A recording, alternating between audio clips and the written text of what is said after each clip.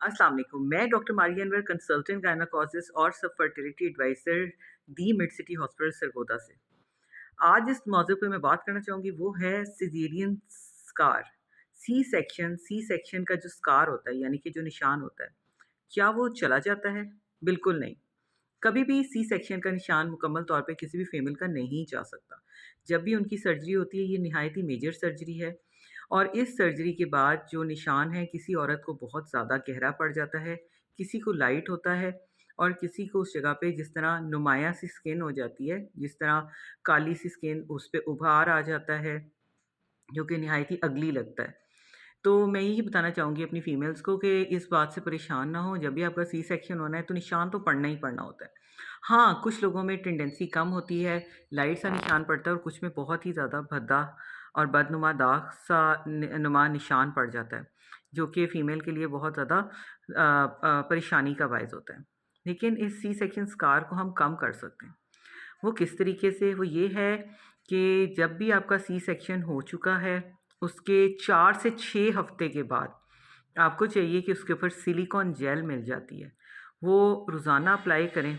उसके अप्लाई करने की वजह से भी वहाँ पे कोलेजन प्रोडक्शन ज़्यादा हो जाती है, जिसकी वजह से वहाँ का जो स्कार है वो आहिस्ता-आहिस्ता मद्धम हो जाता है और नरम हो जाता है। और जो तरीका है जिससे इस स्कार को हमें नरम भी किया जा सकता है और मध्यम किया जा सकता है, वो है सी सेक्शन स्कार मसाज। ये कौन-सा मसाज है?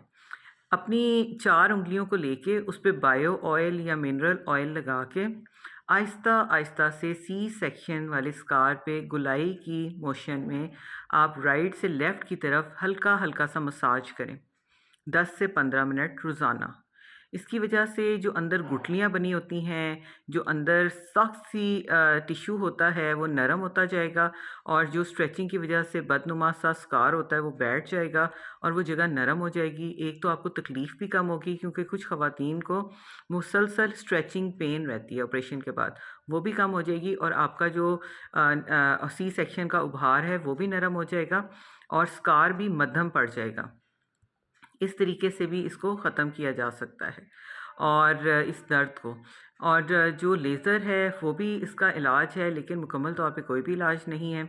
तो अगर आप इन चीज़ों को अडॉप्ट करेंगी तो उम्मीद है कि जो सी सेक्शन का स्कार है वो मद्धम हो जाएगा, उसमें पेन भी कम महसूस होगी, और उसमें जो अकड़ाव है, तनाव है, वो भी कम हो जाएगा।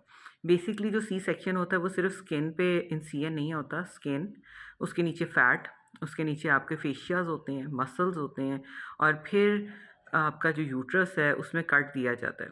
तो जब भी ये वापस हील होता है, कम से कम 6 से 8 हफ़्ते में हीलिंग जो है वो कंप्लीट होती है, और हीलिंग के साथ-साथ उस टिश्यू के अंदर फाइब्रोसिस भी हो जाता है, जिसकी वजह से वो नीचे से टिश्यू अकड़ाव का शिकार हो जाता है। किसी-किसी की बहुत ही ज़्यादा फाइब्रोसिस हो जाती है, जिसकी वजह से जो स्कार है वो नहायत ही बदनुमा हो जाता है। हाँ, वो फीमेल पेशेंट्स जिनके स्कार के ऊपर कीलॉइड बन जाता है, यानी कि जिसे आम लफ्ज़ों में खिरिंड सा कह सकते हैं, काले या ब्राउन कलर का एक बहुत ही बदनुमा उभार होता है। तो उस सूरत हाल में भी जो डॉक्टर हैं वो कई दफ़ा स्टीरॉयड का इंजेक्शन उस उभार में लगाते हैं, जिसकी वजह से वो उभार जो है वो वक्त के साथ साथ बैठ जाता है। तो ये इसके इलाज हैं, इसलिए परेशान ना हो। अगर आपका सी सेक्शन हो चुका है तो मुकम्मल तौर पे स्कार नहीं जाता, लेकिन हम उसको इन तमाम टेक्नीक्स के थ्रू नरम भी कर सकते हैं, उसकी पेन भी कम कर सकते हैं, और उसको मद्धम भी किया जा सकता है।